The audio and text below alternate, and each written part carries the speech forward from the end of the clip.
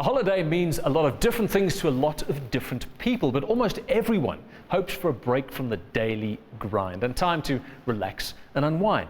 However, switching off and getting into bucket and spade mode can be easier said than done, especially when there are expenses and food and family thrown into the mix. What gives me stress on holidays, is working on holiday while I don't have enough time for partying and enjoying my holidays. I hate the crowds. Everything is packed with people.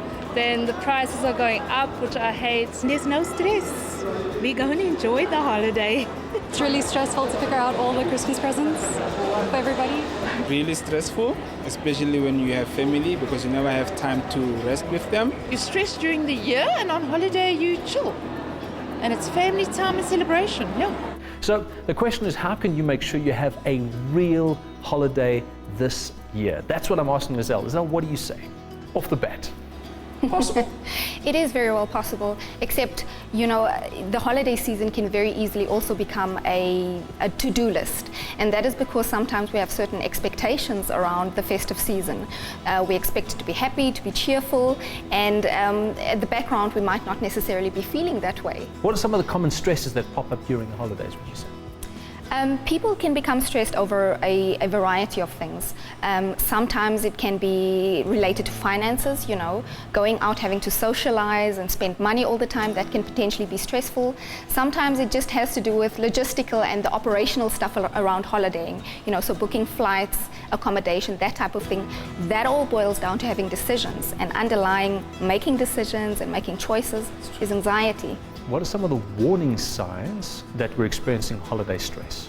You might not sleep as much. There might be changes in your concentration patterns or your ability to just relax and be yourself, even your appetite. So it might manifest in your body. It might also show in terms of how you interact with people or relate to people. They might notice, hey, but hang on, there's something different about you. Are you stressed? Are you irritated? What's your problem? Yes, exactly. Okay. And then also, I would say just in terms of maybe things going on around the home, that often manifests also on an emotional level. You might actually experience that psychologically in a sense. Sure. Now, different people stress out over different circumstances, or the same circumstances stresses different people out. A goldfish dies, but my kids, end of the world. Silly example, but how can we manage our interpretation of events so that we don't stress? I would have to agree with you on that one. It all boils down to interpretation, because in our minds we conceive or perceive things in different ways to the next person. So how we think about something influences how we feel, and that then influences how we react to a situation. So it's all about going back and targeting the way in which we think about something and actually challenging that. And what that would mean on a practical level in the holiday times is perhaps being a little bit less perfectionistic around things. So if you don't have a budget to buy the gift that's worth 5,000 Rand, perhaps scale down to something that's worth 500 Rand for that matter. But really it's just about challenging the ideas that we have in our own minds about what's perfect and what's doable. That is such good advice, Lizelle. Going back to the source of the stress, which is our thoughts, our thought processes. Because it's something happens, I think about it, then I feel, then I act. And if we can deal with the thoughts, that's key. Talking about thoughts, though, how do we stop thinking about work and looming deadlines and everything that's coming at the end of the holidays? I think it's literally about switching off mentally and allowing yourself to accept the fact that there's January, and when January comes, you'll deal with it then. On a practical level, what that means is, if you're really the type of person that has the character that, by nature you stress, I think almost bracket it into a certain time of the day and say, for the next 10 minutes, I'm going to stress, or for the next 15 minutes, I'm going to stress about A, B, and C. And then outside of that time frame, no way. That's great. I love that. Great tip. In fact, give us more of that. Let's say we're in a situation, we're on holiday, we're feeling stressed. How do I deal with it? What are the ABCs of managing that stressful moment?